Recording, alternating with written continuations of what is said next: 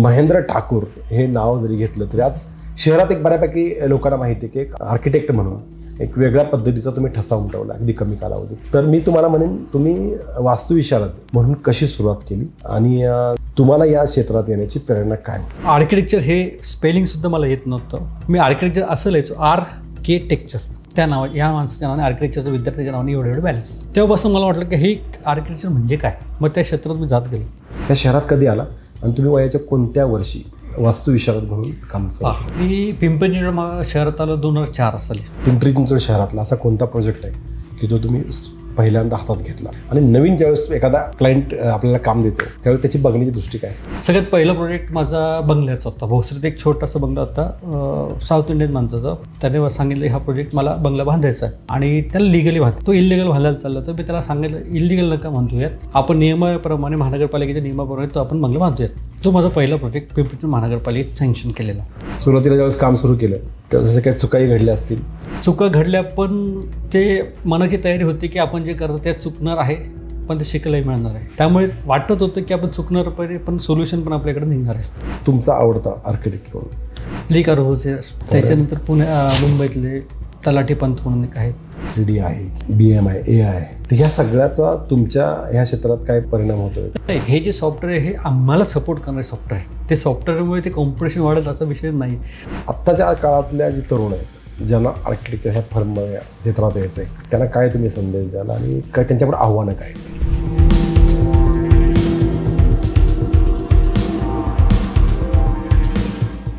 नमस्कार, मी नितीन शिंदे बोलबिंदासमध्ये आपल्या सगळ्यांचं स्वागत करतो। आज आपण अशा एका व्यक्तीचा इंटरव्ह्यू करायला आलो आहे की ज्या व्यक्तीचा या शहराच्या उभारणीमध्ये एक वाटा आहे। पिंपरी चिंचवड शहर झपाट्यानं वाढलं, पण हे वाढत असताना या शहराला आकार देण्याचं काम अनेकांनी केलं आणि आताच शहर जेव्हा वाढतं तेव्हा ते शास्त्रशुद्धपणे ज्यावेळेस त्याचा विचार केला जातो आणि त्याची बांधकामाची रचना असेल, कोणतंही शहर असेल, गाव असेल, त्या गावातील रस्ते, त्या शहरातील रस्ते किंवा त्या इमारती याच्यावरून त्या शहराच्या बद्दलचा नावलौकिक वाढतो, हे आपण पाहतोच। असंच वेगानं वाढणारं शहर म्हणजे पिंपरी चिंचवड। ह्या पिंपरी चिंचवडमध्ये अगदी तरुण वयात आपल्या कारकिर्दीला सुरुवात करणारा असा एक चेहरा की ज्याने एकदम कमी कालावधीमध्ये सरकारी प्रोजेक्ट असो, म्हणजे पोलीस स्टेशन असेल, पोलीस वसाहती असतील किंवा स्विमिंग पूल असेल, हे शहर दोन भागात ईस्ट आणि वेस्ट भागात विभागले गेलेलं आहे। त्याच्यामधले मोठमोठे गृहप्रकल्प असतील, याच्यामध्ये खूप मोठा वाटा या रचनाकाराचा आहे, ज्यांच्याशी आपण आता चर्चा करणार आहोत। आर्किटेक्ट म्हणून ज्यावेळेस काम करतात आणि ते कसं काम करतात आणि त्यांचं आयुष्य इथपर्यंत ते कसं आले, या सगळ्या गोष्टीची आपण आज चर्चा करणार आहोत। आपल्यासोबत या शहरातले नामवंत रचनाकार, वास्तुरचनाकार म्हणजे आर्किटेक्ट आपल्यासोबत आहेत। ते आहेत महेंद्र ठाकूर, यांचं मी स्वागत करतो। नमस्कार। नमस्कार। नमस्कार।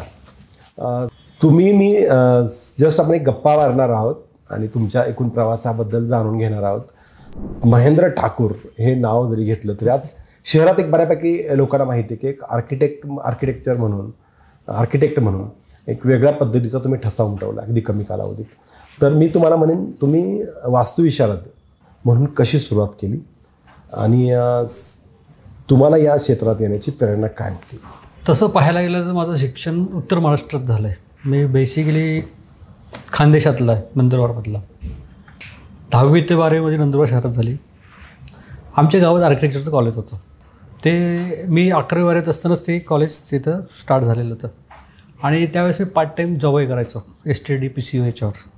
आणि त्या PCOवर त्यावेळेस कसं मोबाईलची सुविधा काही नव्हती आणि त्या मोबाईलच्या STD PCOवर हे आर्किटेक्चरचे स्टुडंट जे होते ना, तिथे फोन लावायला यायचे आपल्या घरी। आणि त्या काळात पैसा खूप कमी होता लोकांकडं, म्हणजे की बाळगायची नाही लोक। मग ते म्हणायचे की तुम्ही टिपून ठेवा, आमच्या नावावर लिहून ठेवा। त्यावेळेस आर्किटेक्चर हे स्पेलिंगसुद्धा मला येत नव्हतं। मी आर्किटेक्चर असं लिहायचो आर्किटेक्चर, त्या या माणसाच्या नावाने आर्किटेक्चरच्या विद्यार्थ्याच्या नावाने एवढे बॅलन्स। तेव्हापासून मला वाटलं की हे आर्किटेक्चर म्हणजे काय, मग त्या क्षेत्रात मी जात गेलो। पाहायला गेलो की लोक मोठे मोठे T-स्क्वेअर, त्यांचे मोठे मोठे शीट्स सगळे काही बनवायचे, सगळं बघायचं। ते एक आराखडा तयार करायचा। तो आराखडा असा असायचा की तो आपण विचार करण्याच्या पलीकडे असायचा। तशी आवड मला त्याच्यात निर्माण झाली आणि मग योगायोगाने मी 10वी झालो, 12वी झालो, 1 वर्ष माझं ॲडमिशन झालं मग 1 वर्ष BSc केली, एंट्रन्स एक्झाम दिला आणि योगायोगाने त्याच कॉलेजमध्ये मला ॲडमिशन मिळालं. BScतून कसं काय आर्किटेक्ट? ॲक्च्युली कसं होतं की आता जसे आपण मित्र कंपनी आपण मोठे होतो, एक मित्र गेला बरोबरीचा डॉक्टरमध्ये, डॉक्टर शिकण्यामध्ये, एक गेला तुमचा इंजिनिअरिंग क्षेत्रात, आपल्याला एक आवड निर्माण करत आपण पण काहीतरी केलं पाहिजे. आणि त्यावेळेस कसं वेळ निघून गेलेली होती आणि फायनान्शियल कंडिशन आपली एवढी नव्हती की आपण डॉक्टर बनू शकतो, इंजिनियर बनू शकतो. मग विचार होता की लोकलच कॉलेज होतं आर्किटेक्चरचं, तिथं आवड पण निर्माण झाली होती त्या क्षेत्राचं वय. मग तोपर्यंत माझी एंट्रन्स एक्झामचं वेळ निघून गेली होती म्हणून 1 वर्ष मला थांबावं लागलं. मग 1 वर्ष थांबल्यापेक्षा 1 वर्ष BSc केली होती. नाही, आई वडील काय करत होते? माझे वडील ST महामंडळामध्ये होते मॅकॅनिक म्हणून आणि आई हाऊसवाईफ होती, गृहिणी. मग तुम्हाला हे सगळं शिक्षणाची ओढावण करत असताना शैक्षणिक प्रवास तुमचा असा चालला होता. 10वी-12वी केली, BSc केली, आर्किटेक्ट प्रवारला. BSc 1 वर्ष केली, म्हणजे पूर्ण BSc केली. पूर्ण फक्त BSc फर्स्ट इयर केली. First year. आणि फर्स्ट इयर सोडून तुम्ही आर्किटेक्चरला ॲडमिशन घेतलं? कारण त्यावेळेस कसं आर्किटेक्चरची एंट्रन्स एकदम निघून गेली होती आणि त्यावेळेस ॲडमिशन झालेलं होतं. ओके. आणि मग ह्या सगळ्या ज्यावेळेस तुम्ही शैक्षणिक प्रवास तुमचा चालू होता त्यावेळेस तुम्हाला असं कोणीतरी मार्गदर्शक असेल की आर्किटेक्चर होण्यासाठी काय? मी म्हटलं ना मग अशीच की मी जॉब करत असताना आर्किटेक्चर कॉलेजचे स्टुडंट यायचे, त्यांच्या घरी सगळीकडे फोन लावण्यासाठी. तिथून मला त्यांची कल्पना लक्षात यायची की ते लोक काय करतात, ते बिल्डिंगचा आराखडा तयार करतात, ते विचार करतात, ते बोलतात, ते डिझाईन करतात. त्या गोष्टी सगळ्या मला ना त्यावेळेस उत्सुकता जाणवायला लागली की हे काय, हे क्षेत्र कुठलं आहे, आपण हे क्षेत्रात इंटरेस्ट घेतला पाहिजे. कारण आपण कुठलंही घर बांधतो, गावाकडे घर बांधायचे, हे बांधायचे, कसे बांधायचे, त्याला रचना देणारे काम हे आर्किटेक्चर आमचं काम आहे, म्हणजे हे आर्किटेक्चर क्षेत्रातलं काम आहे. मग ती कशी द्यायची ती त्या लोकांकडे मला शिकायला मिळत होतं त्या काळात. त्यावेळेस मी ॲडमिशन पण नव्हतं घेतलेलं, मी 10वी-12वीतच होतो त्यावेळेस. मग त्याच्यात एक आवड निर्माण झाली.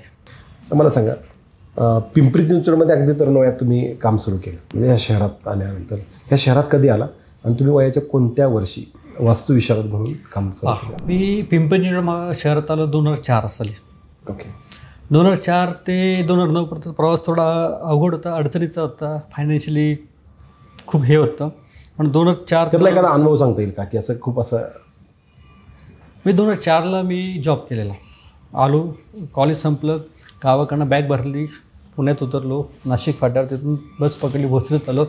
भोसरीत आल्यानंतर 1-2 दिवस थांबलो घरी. नंतर मग इंटरव्ह्यू येण्यासाठी थांबला कुठं? भावाकडं. भावाकडं. भाऊ माझा मेकॅनिकल इंजिनियर होता आणि माझ्या अगोदर भाऊ 2 वर्ष अगोदर इथं पुण्यात आलेला आणि तो चाकणमध्ये एका कंपनीत इंजिनियर म्हणून काम करत होता. मग त्याच्याकडे राहायला सोय होती म्हणून मी पुण्यात आलो. ओके. आणि पुण्यात आल्यानंतर मग मी 2-3 दिवस इंटरव्ह्यू दिल्या. मग इथं मोहननगरमध्ये प्रदीप बजरंगे म्हणून आर्किटेक्ट होते, त्यांच्याकडे बजरंगे म्हणून, प्रदीप बजरंगे म्हणून आर्किटेक्ट होते, आमचे सिनियर पण होते, आमचे गुरु पण होते. आता ते ह्या जगात नाही आहे, त्याचा दुर्दैवाने एक मृत्यू झाला. आणि तो मृत्यू झाला ते कारण पण माझं या क्षेत्रात येण्याचं असतं. कारण मी त्यांच्याकडे जॉब करत होतो सिनियर आर्किटेक्ट म्हणून आणि ते आमचे सर होते प्रदीप बजरंगे, ते गेले होते काश्मीरमध्ये फिरायला आणि फिरत असताना त्यांना दुर्दैवाने हार्ट अटॅक आला त्यांना. ओके. हार्ट अटॅक आला. मग त्यावेळेस आल्यानंतर मग माझ्या मनात प्रश्न पडला की आता मी काय करायचं, मी जॉब कंटिन्यू करायचं का परत ऑफिस टाकायचं. तो माझ्या आयुष्यातला तो टर्निंग पॉईंट होता. हे किती साली झालं? कोणत्या वर्षी? तो होता मला 2008 साली. बरं. मग तो टर्निंग पॉईंट होता. मग त्यावेळेस मला भावानेही सपोर्ट केला की बाबा आताच कुठं जॉब करतो, तू प्रॅक्टिस चालू कर, हे चालू कर. पण कसं आहे की मिडल क्लास माणसाला प्रश्न असतो की प्रॅक्टिस करायची जरी म्हटलं, ऑफिस रेंटने घेणं, फर्निचर तयार करणं, महिन्याला त्याचं रेंट जाईल नाही जाईल हा भाग वेगळा अजून. पण मोरल सपोर्ट भावाने खूप केला की नाही, जे असेल आपण वर्षभर तुला बघू, आपण तुझं रेंट मी वर्षभर देऊ शकतो, तेवढी माझी कॅपॅसिटी, तू ऑफिस टाक. आणि त्या 2009लाच ऑफिस टाकलं आणि तेव्हापासून माझी प्रवासाची सुरुवात झाली आर्किटेक्चरमध्ये. शहरातला म्हणजे पिंपरी चिंचवड शहरातला असा कोणता प्रोजेक्ट आहे की तो तुम्ही पहिल्यांदा हातात घेतला आणि नवीन ज्यावेळेस एखादा क्लायंट आपल्याला काम देतो त्यावेळेस त्याची बघण्याची दृष्टी काय असते? हे एक कॉम्पिटिशन आर्किटेक्चर फील्डमध्ये 2 प्रकारचं असतं. एक तुमचं बिल्डरशिप आणि तुमचं एक फक्त स्वतःसाठी घर बांधायचं ते एक फील्ड. तसं बेसिकली आमची फील्ड बघितली तर खूप वास्ट आहे. आम्ही स्पेशल इंटेरियरमध्ये पण आमची फील्ड पूर्ण आयुष्य, इंटिरियरमध्ये सुद्धा आमचं लँडस्केपमध्ये पण पूर्ण हे निघू शकतं, फक्त बिल्डिंग डिझाईनमध्ये पण करू शकतो, फक्त लायझनिंगमध्ये पण कामं करू शकतो.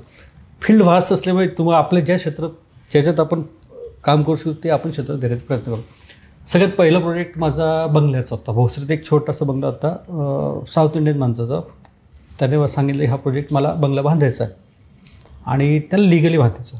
तो इलिगल बांधायला चालला तर मी त्याला सांगितलं इलिगल नका बांधूयात, आपण नियमाप्रमाणे महानगरपालिकेच्या नियमाप्रमाणे तो आपण बंगला बांधूयात. तो माझा पहिला प्रोजेक्ट पिंपरी महानगरपालिकेत सँक्शन केलेला. सुरुवातीला ज्यावेळेस काम सुरू केलं त्यावेळेस काही चुकाही घडल्या असतील? चुका घडल्या, पण ते मनाची तयारी होती की आपण जे करतो ते चुकणार आहे, पण ते शिकायलाही मिळणार आहे. मग त्याच्यातून आणि त्याच्यात एक प्लस पॉईंट असतो की कॉलेजमध्ये असताना कसं होतं की आमचे जे सिनियर होते जे पासआउट होऊन त्यांनी प्रॅक्टिस चालू केली त्यांच्याकडे मी पार्ट टाईम जॉबही करत होतो कॉलेजमध्ये असताना. ओके. त्यामुळे थोडासा कॉन्फिडन्स पण मध्ये बिल्ड तयार झालं होतं की आपण करू शकतो. आणि ते आल्यानंतर पण 3 वर्ष मी जॉबही केला होता त्या पंधरगे सरांकडं, तिथून पण कॉन्फिडन्स बिल्ड झाला होता मनात. ओके. त्यामुळे वाटत होतं की आपण चुकणार पण सोल्युशन पण आपल्याकडे निघणार आहे. आता हे सगळं करत असताना तुम्हाला अनेक चांगले वाईट अनुभव आले असतील. त्या अनुभवामधून चांगला वास्तुविशारद म्हणजे चांगला आर्किटेक्ट कसं व्हावं याचं काही तुम्हाला म्हणजे शाळेमध्ये म्हणजे कॉलेजमध्ये शिकायला ते मिळालं का? प्रॅक्टिकली अनुभवातून काही गोष्टी लक्षात आल्या? ह्या दोघीकडनं शिकायला मिळतात. कॉलेजमधनं पण तुम्हाला शिकायला मिळतं आणि प्रॅक्टिकली प्रवासात पण तुम्हाला त्याच्यातनं पण शिकायला मिळतं. चांगला आर्किटेक्ट म्हणून तुम्ही काय पाहिलं पाहिजे. तर आता पण मी आलो मेट्रो सिटीमध्ये काम करतो, मी प्रॅक्टिस करतो मेट्रो सिटीमध्ये. आणि हीच प्रॅक्टिस जर मी माझ्या गावाकडे केली असते तर क्रायटेरिया दोघंच चेंज होतो बघण्यात. आता मेट्रो सिटीमध्ये काम करत असताना त्या दृष्टीने आपल्याला विचार केला पाहिजे की आपण आज मेट्रो सिटीत काम करतो. मेट्रो सिटीत मग आपलं पर्यावरणाचं दृष्टीकोन पर्यावरण बघितलं गेलं पाहिजे. रस्ते सुखसुविधा लोकांना कशी दिली गेली पाहिजे त्या गोष्टीला पण आपण विचार केला पाहिजे.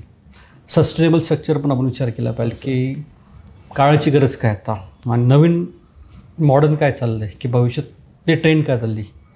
पाश्चिमात्य देशातले पश्चिम देशातले काही ट्रेंड आहेत आपण त्यांच्यापासून आज जवळपास 25-50 वर्ष मागं त्यावेळी तिथे ट्रेंड काय चालली आणि आपण इथे काय वापरतो आहे या गोष्टीचा का विचार केल्यानंतर तशी प्रॅक्टिस करायला आवडते. ओके. दुसरं आपल्या भारत हा असा देश आहे याच्यामध्ये पौराणिक काळापासून किंवा खूप अगोदरपासून खूप वास्तुकलेचे नमुने आपल्याला पाहायला मिळतात. मग या वास्तुकलेचा आपल्या या शहरामध्ये काही वापर करावा असं वाटलं का किंवा अशा रचना करण्याचा आपण कधी प्रयत्न केला का? हो, तसा प्रयत्न करायला स्कोप खूप कमी मिळाला मला. कारण आपण जर बघितलं हे भारत हा देश हा सनातन काळातला देश आहे. आर्किटेक्चर कला जी आहे खूप जुनी, आज त्याला आपण वास्तुविशारद म्हणतो. त्यावेळेस सगळ्यात पहिले जी आली द्रविडियन स्टाईल आली. Dravidian okay. दक्षिणातली मंदिरं किंवा जी बांधकाम ते त्या याच्यात होती. मग त्याच्यानंतर आपण पाश्चिमात्यातले बघितले की गोथिक स्टाईल, युरोपियन स्टाईल ह्या सगळ्या गोष्टी त्याच्यानंतर झालेल्या. पण आपली जी संस्कृती सगळ्यात पहिली आपली संस्कृती आलेली सनातन धर्मातली जगामध्ये त्याचं जर आपण विचार करायला आज त्याचा विचार करून जर आपण काही डिझाईनात इम्प्लिमेंट करायला म्हटलं तर तसे प्रोजेक्ट्स आहेत ना खूप रेअर असतात, खूप कमी असतात, नगण्य असतात. पण असा काही प्रभाव आहे का? असा प्रभाव आहे ना. त्याला हेरिटेज स्ट्रक्चर म्हणतो आम्ही. त्याला तसे आले क्लायंट त्या पद्धतीने आपण करतोच. पण एखादा हेरिटेज रिलेटेड म्हणजे त्या कंटेम्पररी स्ट्रक्चर म्हणतो त्याला. हां, तो तसा एखादा प्रोजेक्ट करायला तुम्हाला आवडेल का? आवडेल ना, का नाही आवडणार. आपली जर मातृभूमीच ती असेल तर ती करायला का नाही आवडणार. एकूण आपण समजा एखाद्या ठिकाणी वास्तुविशारद म्हणून स्थळाचं महत्त्व किंवा त्याला म्हणजे जसं तुम्ही माझ्या पर्यावरणाचंही सांगितलं जिथं आपण वास्तू बांधतोय किंवा काय तर त्या दृष्टीने पाहिलं जातं का की समजा कुठे आपण बांधतोय किंवा कुठे बांधकाम आहे मग त्या दृष्टीनं त्या पर्यावरणाच्या रिलेटेड आणि त्या जागेच्या रिलेटेड असं वास्तुविशारद म्हणून आपण तसं पाहतो का? हो, ऑब्व्हियसली आम्ही बघतो. आम्ही एखादा प्रोजेक्ट डिझाईन करत असताना या सगळ्या गोष्टीचा आम्ही विचार करतो. बेसिकली आम्ही सगळ्यात पहिले जागेचं सॉईल टेस्टिंग, जागेची भूमी कशी, जागा कशी तयार झाली, तिथलं सॉईल कशी, त्याचा सगळा अभ्यास करतो. परत त्याचा सनपात जो असतो सनपात तो विचारात घेतो आम्ही. सनपात विचारात घेतो. विंड डायरेक्शन आम्ही विचारात घेतो की हवा कशी कुठून कशी वाहते, किती स्पीडने वाहते, काय हा सगळं विचारात घेतो. प्लस पर्यावरणाचा पावसाळा किती होतो, रेनफॉल किती होतं त्याचाही आम्ही अभ्यास. त्या ठिकाणी पाऊस कसा पडतो त्याच्यावर सुद्धा त्याचं पण आम्ही कॅचमेंट एरिया किती असेल काय असेल सगळं आम्ही याचा अभ्यास करून मग ती बिल्डिंग डिझाईन करतो.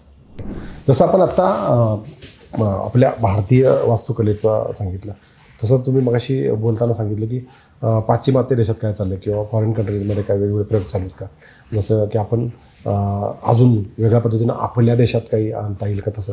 जसं की आता जस्ट आपण आता इथं पाहतोय तुम्ही सगळे बऱ्याच गोष्टी वेगवेगळ्या पद्धतीने मांडण्याचा प्रयत्न केला. इथं आपण बुर्ज खलिफा बुर्ज खलिफा ची इमारतीचं बी आहे. तर आपल्या इकडं आपल्या पिंपरी चिंचवड शहरात अशी एखादी इमारत किंवा असं एखादं स्ट्रक्चर उभं राहिलं तर ते सुद्धा एक भविष्यातलं प्रेक्षणीय स्थळ किंवा असं काहीतरी होऊ शकतं. असा कधी विचार डोक्यात येतो का? येतो ना, ऑब्विसली आलंच पाहिजे की एक आयकॉनिक बिल्डिंग, आयकॉनिक प्रोजेक्ट तो झालाच पाहिजे. कारण आपण एखादा चला आता ह्या सगळ्या शहरामध्ये डेव्हलपमेंट करताना एक अशी गोष्ट येते की पुण्याला अगदी कमी कालावधीत पुण्याला क्रॉस करून पुढे मेट्रो सिटी म्हणून पिंपरी चिंचवडची ओळख सुरू झालेली आहे. पण ही ओळख सुरू होताना निश्चितच तुम्हा आर्किटेक्ट लोकांचा किंवा इथल्या साहजिकच ज्यांना बदल हवे, चांगल्या पद्धतीचे बदल घडवण्याचा महापालिका असेल किंवा सगळ्यांनी त्याच्यासाठी पुढाकार आहेच. सगळ्यात जास्त आर्किटेक्चरचा असतो, कारण त्यांच्या हातात चांगल्या इमारती उभ्या करणं किंवा चांगले स्ट्रक्चर लोकांना देणं, त्याच्यामुळं शहराचा नावलौकिक वाढतो. जसं मी तुम्हाला आत्ता म्हटलं की आपल्या ह्या शहरातले एक उणीव आहे की आपल्या ह्या शहराचे गार्डन्स खूप आहेत. म्हणजे गार्डनचं शहर म्हणून सुद्धा एक वेगळ्या पद्धतीने ओळख आहे. त्याच्या पलीकडे एक कारण सांगतो मी, म्हणजे तुम्हाला थांबवतो की पिंपरी चिंचवड शहराला विकसित करण्यामध्ये सगळ्यात पहिले आर्किटेक्टचाच महत्त्वाचा रोल आहे. ज्या वेळेस पिंपरी चिंचवड महानगरपालिका स्वतंत्र निर्माण होण्याच्या अगोदर सिनियर आर्किटेक्ट आमचे स्वातंत्र्य काळानंतर जे आर्किटेक्ट आले, ली कार्बोझर म्हणून एक आर्किटेक्ट, त्यांनी चंदीगड सिटी डेव्हलप केली. पिंपरी चिंचवड महानगरपालिका पण त्यांनी डेव्हलप केलेली. त्यामुळे रस्ते जे आहेत ना पिंपरी चिंचवड महानगरपालिकेचे रस्ते, त्यांचे नेटवर्क, ते सगळे हे प्रॉपर प्लॅन केलेले आहेत. त्यामुळे ते झपाट्याने जी वाढली सिटी ती का वाढली की ऑलरेडी त्याच्यावर वास्तुविषयात ते काम केलेलं आहे. प्लॅनिंगनुसार ती शहर कसं घडवायचं त्यांनी ऑलरेडी केलेलं आहे. न्यू टाउन डेव्हलप, त्यामुळे पुण्यापेक्षा पिंपरी चिंचवड झपाट्याने वाढली आणि न्यू टाउन आहे त्यामुळे न्यू टाउन सगळ्या ठिकाणी वाढवायला तुम्हाला काम आणि करायचं. वाढत असताना ती कसं प्रॉपर प्लॅनिंगने वाढली. अशी बक्कल म्हणून सिटी वाढलीच नाही ती, कारण ती ली कार्बोझर आर्किटेक्ट यांनी डिझाईन केल्या असल्यामुळे ती झालीच. जसं आता आपण चर्चा केली झपाट्याने वाढली, म्हणजे पुणे पिंपरी चिंचवड वाढत आहे. हे वाढणारं शहर आहे. या शहरामध्ये जी लोकसंख्या वाढलेली आहे, ह्या लोकसंख्येचा ह्या सगळ्या तुमच्या आराखड्यांच्यावर म्हणजे ह्या सगळ्या रचनेवर काय परिणाम होतो का? तसं परिणाम होत नाही, पण बेसिकली आमच्या स्टडीमध्ये आमच्या प्रॅक्टिकल आर्किटेक्टला शिकवलं जातं की तुम्ही जे रचना करताय, तुम्ही जे शहर विकसित करताय, तुम्ही जे काही डिझाईन करताय, तर इथून पुढं येणाऱ्या 50 वर्षाची लोकसंख्या गृहीत धरून तुम्ही शहराची रचना तशी केली पाहिजे. हे आम्हाला ऑलरेडी शिकवलं जातं. त्या दृष्टिकोनातच आम्ही सगळ्या गोष्टी करतो. आता हे जे गव्हर्नमेंटचे प्रोजेक्ट आहेत किंवा महापालिकेच्या काही चांगल्या इमारती किंवा काही प्रोजेक्ट असतील किंवा स्मार्ट सिटी आहे आपल्याकडे, याच्यामध्ये वास्तुविशारद म्हणून आपली भूमिका काय असते? ह्याच्यात वास्तुविशारद म्हणून हीच भूमिका की शहर कसं पर्यावरणपूरक राहिलं पाहिजे, लोकांना कशी सुखसुविधा मिळाल्या पाहिजे, चांगल्या सुविधा मिळाल्या पाहिजे, त्या दृष्टिकोनात आम्ही हा तात्पर्यात काम करत असतो. तुम्ही ज्यावेळेस एखादा प्रोजेक्ट चालू केला, जसं मग तुम्ही म्हटले की बंगल्याचा प्रोजेक्ट सुरुवातीला केल्यानंतर तुम्ही ह्याच्यात केले एक चांगला प्रोजेक्ट, एक किंवा दोन अशी नावं सांगू शकाल की त्या प्रोजेक्टमध्ये खूप काम करायला खूप चांगला आनंद आला किंवा खूप चांगल्या पद्धतीचं काम करण्याची संधी मिळते आणि त्याच्यामधून तुम्हाला शिकायला काय मिळालं? फील्ड अशी की तुम्हाला रोज काही ना काही शिकायला मिळतं. आज जे शिकाल ते उद्याही शिकायला मिळेल, परवा शिकायला अजून काही नवीन शिकायला मिळेल. आतापर्यंत माझा सगळ्यात चांगला प्रोजेक्ट की मला त्याच्यात खूप फ्री हँड मिळालं. जनरली आर्किटेक्ट लोकांना खूप कमी फ्री हँड मिळतो ओनरकडनं, डेव्हलपरकडनं, की त्याचे लिमिटेशन्स असतात. खर्च करण्याचं एक लिमिटेशन असतं की मला एवढंच खर्च करायचं, तेवढंच खर्च. पण काही क्लायंट असे पण आहे की तुम्ही कराल ते फायनल. त्या केसमध्ये मला एक सुभाष म्हणून एक क्लायंट आहेत माझे चिखलीचे, त्यांनी मला एक पूर्ण फ्री हँड दिले. 2 बंगले त्यांची बनवले मी. ते बनवत असताना त्यांचा जवळजवळ 20 गुंठ्याचा प्लॉट असतो, 2000 स्क्वेअर मीटरचा प्लॉट होता. त्या 2000 स्क्वेअर मीटरमध्ये फक्त 300 स्क्वेअर मीटरचा बंगला बांधलेला आहे. तर त्यांनी मला पूर्ण फ्री हँड दिलेलं की तुम्ही जे करा म्हणणार, जे डिझाईन तुम्ही करा ते आम्ही जागेवर तशी आम्ही त्याच्या आराखड्याप्रमाणे जागेवर निर्माण करूयात. तो प्रोजेक्ट मला मनापासून वाटतं की बाबा हा प्रोजेक्ट चांगला आहे. आणि एखादा असा मोठा प्रोजेक्ट जो, कारण आता पाहिलं की एका बाजूला जसं मगाशी ईस्ट वेस्ट आपण चर्चा केली की शहर जसं वाढतं आहे, वेस्ट साईडला जास्त शहर डेव्हलप झालेलं आहे, नंतर ईस्टला पण आता मोठ्या प्रमाणात वाढत आहे. तर आत्ताच्या ह्या वाढणाऱ्या याच्यामध्ये तुमचे गृहप्रकल्प त्याच्यात खूप दिसत आहेत. तर याच्यामध्ये कोणते असे जे प्रोजेक्ट आहेत की खूप त्याच्याकडं चांगल्या पद्धतीनं पाहायला पाहिजे किंवा त्याच्यामुळे शहराचा लौकिक वाढतो आहे, त्या भागाचा गुडविल वाढत असते? कसं आहे की लोकांच्या गरजेनुसार विकसकाने जर प्रोजेक्ट डिझाईन केला की तो एक आयकॉनिक प्रोजेक्ट होतो. तसं बघितलं तर चरोली साईडला तनिष्ठ डेव्हलपर हे त्या लोकांचा विचार करण्यातले काय की लोकांना जशी गरज आहे.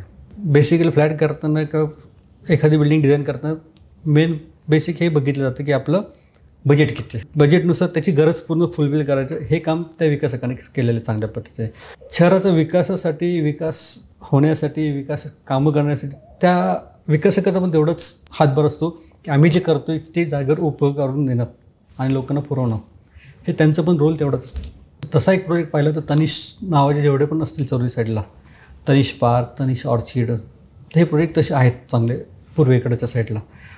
तसे पाचशेमध्ये जसे पाहिले की कुणाल आयकोनिया म्हणून आपला गौंज स्टेडियमच्या शेजारी तसे प्रोजेक्ट. तुम्ही चांगलं सांगितलं की ह्या शहरात येणारा नागरिक हा संपूर्ण भारतातून येणार आहे, महाराष्ट्रातून फक्त नाही आहे, सगळ्या ठिकाणून येतो आहे आणि तो त्यामुळे मेट्रोपॉलिटन शहर आहे आणि परवडेल असं घर देण्याचं काम तुमच्यामध्ये विकसकाचं आहे. मग हे आणि त्या परवडेलमध्ये आमचा एक रोल असतो, त्या लोकांच्या गरजा बघून आम्ही त्या पद्धतीने त्यांना त्याच अनुषंगाने क्लायंटची अपेक्षा आणि विकसकाची भूमिका याच्यामध्ये काही तडजोड करावी लागते का? करावी लागते, पण याच्यातला दुवा म्हणून आम्हाला संधी मिळते हे आम्हासाठी खूप खूप छान वाटतं. आमच्यासाठी पण खूप हे वाटतं. आता घेणारा एंड युजर त्याचं लिमिट फक्त 20, 25, 50, 30 लाखाचं आहे. विकसक त्याचं लिमिट असेल तेवढं त्यांच्या मध्य काढून देण्याचा मार्ग आम्हाला करावा लागतो आणि ते आवडते करायला. आपलं आता जे तंत्रज्ञान वाढलं आहे त्याच्यामध्ये 3D आहे किंवा तुमचं BMI AI आहे, तर ह्या सगळ्याचा तुमच्या ह्या क्षेत्रात काय परिणाम होतो? नाही, हे जे सॉफ्टवेअर आहे हे आम्हाला सपोर्ट करणारे सॉफ्टवेअर आहे. ते सॉफ्टवेअरमुळे ते कॉम्पिटिशन वाढेल असा विषय नाही. हे सॉफ्टवेअर जे आहे तर मग तुम्ही म्हटलात बीम, हे बीम सॉफ्टवेअर असं आहे की आम्ही जे ड्रॉइंग करतो जे फास्ट आणि ॲक्युरेसी किती त्याच्यात मिळावी त्यासाठी ते सॉफ्टवेअर डिझाईन केले. म्हणजे इन शॉर्ट असं जरी म्हटलं तुम्ही की आर्किटेक्टने ते सॉफ्टवेअर डिझाईन केलेलं आहे असंही म्हटलं तरी चालू शकतं. तरी वावगं नाही, त्याला वावगं नाही. 3D Max, 3D power, 3D design हे जे आहेत सॉफ्टवेअर हे आर्किटेक्टने डिझाईन केलेले असतात. फक्त ते काय असतं की लोकांना अजून चांगलं क्लिअरिटी यावं की तुमचं हे होणारं घर कसं होणार आहे, त्या अनुषंगाने ते सॉफ्टवेअर डेव्हलप केलं आहे. पण त्या कॉम्पिटिशन वाईज ते असं काही नाही. आत्ताच्या काळातल्या जे तरुण आहेत ज्यांना आर्किटेक्चर ह्या फर्ममध्ये क्षेत्रात यायचं आहे त्यांना काय तुम्ही संदेश द्याल आणि काय त्यांच्यावर आव्हानं काय आहेत? त्यांना आव्हानं आहेत की आत्ता कसं होतं आहे की जसं शहर वाढतं तसं लोकसंख्या वाढते आणि लोकसंख्या वाढल्यानंतर आर्किटेक्ट पण येणारे खूप काही आहेत. खूप काही लोकांना संधी मिळते, संधीचं सोनं करायला लोक जातात, पण काही ठिकाणी प्रॅक्टिकली नॉलेज असल्यामुळे ते फसतात. त्यामुळे माझं नवीन येणाऱ्या आर्किटेक्टरांना हेच सांगणं आहे की तुम्ही करा, पण कॉन्फिडन्स असाल, प्रॅक्टिकल नॉलेज असाल, सगळ्या गोष्टीचे परिपक्व तुम्हाला जायची जाणीव असेल तर तुम्ही त्या क्षेत्रात उतरा. अदरवाईज तुम्ही प्रॅक्टिकल नॉलेज घ्या एक सिनियर आर्किटेक्टकडं, काय कसं होतं, लोकांची भावना काय असतात, लोकांचं काय असतं, लोकांनी रूल्स अँड रेग्युलेशन्स काय असतं, या सगळ्या गोष्टीचा अभ्यास करा, मग त्या गोष्टीत तुम्ही उतरा.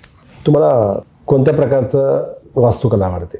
बऱ्याच वेळा काय असतं की आता तुम्ही आता जसं मगाशी म्हटलं की आर्किटेक्ट म्हणून तुम्ही काम करत असताना एक तर लँडस्केपिंग आहे, परत मग तुम्ही बांधकाम किंवा व्यावसायिक म्हणजे बांधकाम चांगल्या प्रकारचं वास्तू कसं बांधता येईल असा विचार करू शकता किंवा वेगवेगळे क्षेत्र आहेत तुमच्या आर्किटेक्टमध्ये. जसं बघितलं ना, तुम्हाला आवडतं सामान्य लोकांना कशा सुखसुविधा देऊ शकतो आणि त्यांच्यासाठी आपण काय करू शकतो, त्यांच्या पद्धतीने आपण कसं डिझाईन करू शकतो ते मला आवडेल.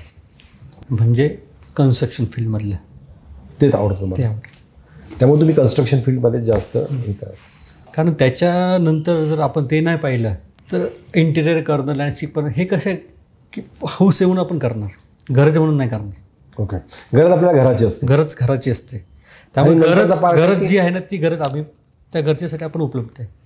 तर जी प्रायोरिटी नागरिकांची पहिली असली पाहिजे त्याच्यासाठी तुम्ही काय. बाकी सगळ्या गोष्टी हौशीच्या आहेत. इंटिरियर म्हणा, लँडस्केप म्हणा, हे म्हणा. आपण बघितलं कपडे घालतो, आपण शर्टिंग करतो, साधे नॉन ब्रँडेड कपडे पण तेच काम करतो, हे करायचं, आणि ब्रँडेड पण तेच काम करतो. ब्रँड म्हणजे आपली हाऊस. तुमचा आवडता आर्किटेक्ट कोण? ली कॉर्बुझियर. त्याच्यानंतर मुंबईतले तलाठी पंत म्हणून एक आहेत. आत्ता येणाऱ्या काळात, नवीन येणाऱ्या काळात अनेक बांधकाम व्यावसायिक शहरामध्ये अवतरलेले आहेत, तर त्याच्यामध्ये खूप उणिवा जाणवतात आणि नागरिकांना त्याचा त्रास परत जाणवतो. ह्या सगळ्या बांधकाम व्यावसायिकांना आणि ह्या सगळ्यांना तुम्ही काय सल्ला द्याल किंवा नागरिकांना आणखी काय सल्ला द्याल? तसं तर हे कॉम्पिटिशन आहे, ओपन प्लॅटफॉर्म आहे, त्यामुळे कोणीही काही करू शकतं. पण मला ते लोकांना सांगण्याचं हे की आता जशी जशी लोकसंख्या वाढते, लोक शिक्षण करतात, नोकरी लागत नाही त्यांना, मग दुसरा बिझनेस काय करायचा, तर रिअल इस्टेटमध्ये बिझनेस करायचा. काही लोकांचं कसं अनुभव नसेल तरी ते रिअल इस्टेटमध्ये उतरतात, आणि रिअल इस्टेटमध्ये अनुभव नसताना उतरलं तर ते कुठेतरी अडचणीत येणार. त्यामुळे लोकांना मला सल्ला आहे की बाबा तुम्ही पहिले अनुभव घ्या, मग या क्षेत्रात उतरा. आणि नागरिकांना पण हेच सल्ला आहे की बाबा तुम्ही अनुभव बिल्डर असेल, अनुभव आर्किटेक्ट असेल कोणी असेल त्यांच्याकडे जाऊन ते कामं करा, म्हणजे जे लोक फसणार नाही, त्यांची फसवणूक होणार नाही. पण चांगली घरं घ्या, चांगली घरं घ्या आणि चांगल्या लोकांकडनं घ्या. जे नवीन बिल्डर असेल त्याच्याऐवजी जो एक्सपिरियन्स बिल्डर असेल की त्याने ऑलरेडी खूप घरं बांधलीत आणि ती डिलिव्हरी दिलीत, म्हणजे तुम्हाला अडचण येणार नाही. अशा लोकांकडनं घरं घेण्यात हे माझ्या दृष्टिकोनात चांगलं. आता व्यक्तिगत प्रश्न, तुमचं लव्ह मॅरेज की अरेंज मॅरेज? Arrange marriage. या सगळ्या प्रवासात काम करत असताना तुम्हाला तुमच्या पत्नीची साथ कशी आहे? खूप मोलाची साथ दिली तिने मला. कारण आमचं क्षेत्र असं आहे की आम्ही आमचं 24 तास आमचं ऑफिस किंवा 24 तास सर्व्हिस म्हटलं तरी चालेल, की कधी कोणाचा फोन येऊ शकतो सांगू शकत नाही. नवीन एक क्लायंट त्यांचाही फोन रात्री 10 वाजता येऊ शकतो, त्यांना सर्व्हिस 11 वाजताही देऊ शकतो, 12 वाजता कधी पण सर्व्हिस द्यावी लागते आम्हाला. घरून खूप जो सपोर्ट मिळाला मला माझ्या करिअरमध्ये मला उभं राहण्यासाठी, तो खूप मोलाचा माझ्यासाठी. कारण वेळोवेळी तिने मला खूप सपोर्ट केला. एक गोष्ट तिने घराचा एक पार्ट तिने जर माणसाला करायचं असतं, की घरातल्या ज्या व्यक्तीला ज्या गोष्टी करायच्या त्या गोष्टी तिने सांभाळल्यात. की घरातल्या मुलांना सांभाळण्यापासून, एज्युकेशनपासून मुलांचं, घरात किराणा आणण्यापासून सगळ्या गोष्टी ज्या मिडल क्लासच्या लोकांना किंवा सगळ्या गोष्टी लोकांना लागतात तो पार्ट ज्या माणसाने सांभाळायचा तो त्याच्याऐवजी तिने सांभाळला. त्यामुळे ती माझ्यासाठी खूप महत्त्वाची. तुमच्या ह्या सगळ्या प्रवासात तुम्ही खूप कठीण प्रसंगातून आलात, म्हणजे अगदी शालेय शिक्षण असताना वडील ST वाहून राहत होते आणि ह्या सगळ्या प्रवासात एक मध्यम वर्ग तुम्हाला आलेला, आता तुम्ही या उंचीवर आलात. ह्या सगळ्या प्रवासाबद्दल थोडक्यात काय सांगाल? तुम्हाला सांगू इच्छितो की 2004ला आलेलो, फक्त बाईक होती. 9ला आलो, एक 4 व्हीलर गाडी आली. जसं जसं प्रगती केली तसं गोष्टी परत वाढत होतात. मग त्याचा जो आनंद आहे, जे स्वतः कमवून तयार करणं, तो खूप वेगळा आहे. आणि त्या आनंदाचा उपभोग घरच्यांना देणं आपल्या, तो पण खूप वेगळा. कारण घरच्यांनी सपोर्ट केलेला असतो एज्युकेशनच्या वेळेस, आणि ते दिवस पाहिलेत की आपण जेव्हा एज्युकेशन करत असतो घरच्यांना कसं अडचणी यायच्या फायनान्शियल ते, पण ते अडचणी आपल्याला काही दाखवत नव्हते. वडील तर माझे एवढे होते की कधीच त्याने पैशाची कमीपणा भासू दिला नाही.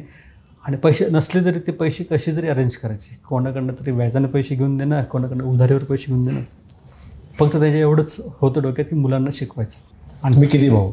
मी 3 भाऊ. मी सगळ्यात लहान, मोठा भाऊ मेकॅनिकल इंजिनियर, मधला भाऊ पण मेकॅनिकल इंजिनियर, आणि मी आर्किटेक्ट. बाकी सगळे कुठं असतात? सगळे पुणे, सगळ्यांना पुण्यात. आम्ही सगळे पुण्यात आहे. तुम्ही आता सगळे सेटल? सगळे पुण्यात सेटल. म्हणजे तुम्ही जरी लहान असेल तरी सगळ्यांना एकमेकांना सगळं आहे. तसं पुणेकरी जर म्हटलं तर काय त्याला वावगं नाही. आता तुम्ही पुणेकर झाला? पुणेकरी झालं. म्हणजे एक बंगला जे सुरू केला या शहरात येऊन, किंवा नोकरी केली, नंतर एक स्वतःचा तुम्हाला बंगला बांधायचा, त्याचा म्हणजे एक बंगला बांधायला मिळाला, संधी मिळाली, आणि त्याच्यानंतर तुम्ही असंख्य प्रोजेक्ट केले. तर आता किती एकूण आत्तापर्यंत प्रोजेक्ट झाले? तसं 2 ते 3 हजार प्रोजेक्ट झाले असतील आत्तापर्यंत, आणि 40-50 हजार फ्लॅट डिलिव्हरी झाले असतील. सगळे आत्तापर्यंत जर्नीमध्ये कॅल्क्युलेट केलं. आणि हॅपी कस्टमर सगळे. व्हिजन काय? व्हिजन लोकांच्या गरजेपर्यंत नुसार घर बांधावं. कारण आपण जे अनुभवलं आहे, जे आपलं पास्ट झालं आहे, आणि काय असतं लोकांच्या गरजा काय असतात, या सगळ्या विचारात घेऊन, पर्यावरणाच्या दृष्टिकोनातून पण विचारात घेऊन, शहर पण कसं वाढेल, शहराचा विकास कसा होईल, देशाचा विकास कसा होईल, या सगळ्या गोष्टीचा विचार करून त्या पद्धतीने इम्प्लिमेंट करणं हे विजन. काही काळापूर्वी सिंधुताई तुमच्याबद्दल बोलल्या होत्या की एक खूप गुणी बाळ आहे, गुणी मुलगा आहे, आणि माझ्याशी मलाही त्याने मी भेटलं त्यावेळी एकदा तुमचं नाव घेतलं होतं, मी त्यावेळेस ते बोलले. तर सोशल अँगलनी तुम्ही एकूण कसं पाहता हे सर्व? सोशल अँगल हा बघितलंच पाहिजे प्रत्येक माणसाने. कारण प्रत्येकांकडं पैसा येईल नाही येईल हा भाग आपण म्हणू शकत नाही. कारण लोकांना गरज असेल, आणि त्या गरजेला आपण उपलब्ध झालो ना, ते आपल्यासाठी खूप समाधानकारक. आता माईंचं म्हटलं तर माईन मला मानसपुत्र म्हणायचं, आणि माईंसाठी पण मला असं खूप आतून वाटायचं की हे करावं, ते करावं, ते करावं, ते करावं.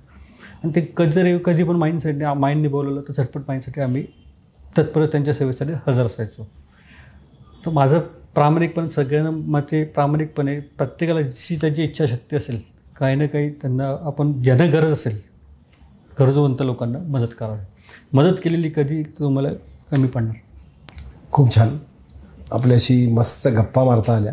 धन्यवाद सर. आणि अगदी हलक्या फुलक्या गप्पा अशासाठी मारल्या की जेणेकरून महेंद्र ठाकूर हे व्यक्तिमत्व कसं आहे, आणि त्या व्यक्तीच्या एकूण ह्या शहरामधला त्या व्यक्तीचा वाटा कसा होता हे आपण सगळं जाणून घेतलं.